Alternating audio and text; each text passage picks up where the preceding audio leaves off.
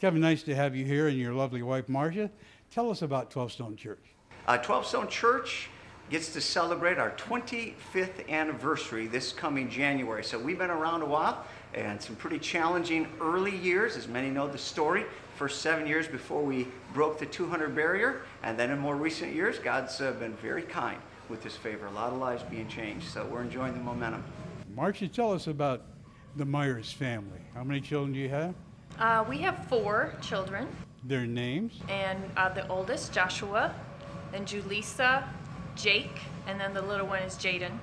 There's the oldest is 24, the youngest is 8.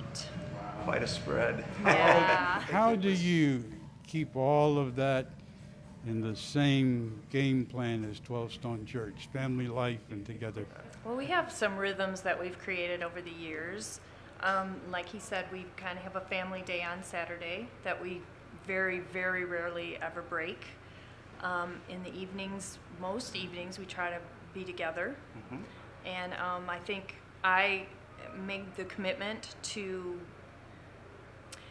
make that my priority.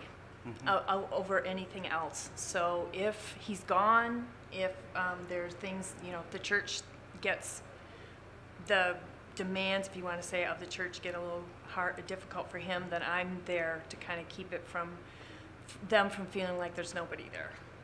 Yep. Is that the kind of advice you give to minister families? I think so. We often say that I'm a high maintenance person and she's the stability of the home, and that's probably how it works for us. Everybody has to figure out their own way to put it together, but I run at a pretty high pace, but our home does not run at a high pace. True. And so that's important to the strength of family, and she really creates that. Kevin, tell us about what you spoke about in the rally today. Yeah. What are some of the burdens of your heart in that regard? 12 Stone is a product of a lot of people pouring into us, pouring into me as a pastor. And I think the strength of that has gotten lost a bit over time. And next generation pastors need to be brought into the local church once they graduate and be given at least a couple of years where they are resident interns, like the medical field model, where they learn, grow, they're nurtured, they're poured into. And I'm not talking about, delivering coffee. I'm talking about real ministry and the freedom to make mistakes, to be intentionally formed in their spiritual life and their leadership skills. We're doing that as a local church. Right now we have about 20 interns. We've been doing it for the last 4 or 5 years. And we're going to expand that up to 25 a year. But we want to help other churches jump in on the same values and the same practice.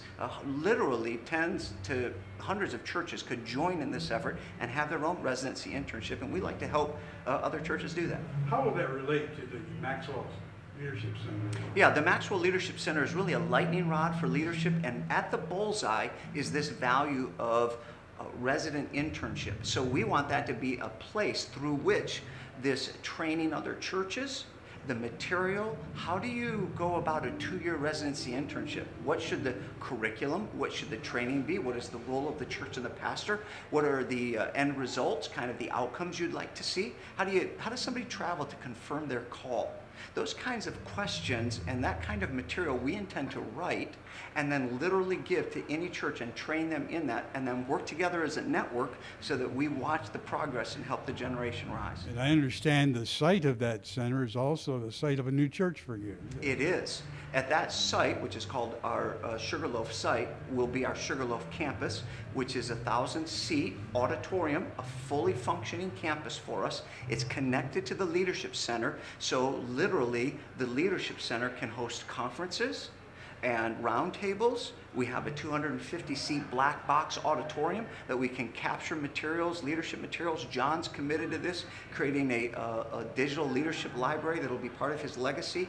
And he'll leverage it not only to the business community, but more importantly, it's kind of John coming back into the church in a more aggressive way. And we like that in his, if you want to call his later years. That's great. Blessings on the Myers family. And thank you for your contribution to the ministry of the Wesleyan Church. We appreciate it. Love the church. Thanks, Jerry.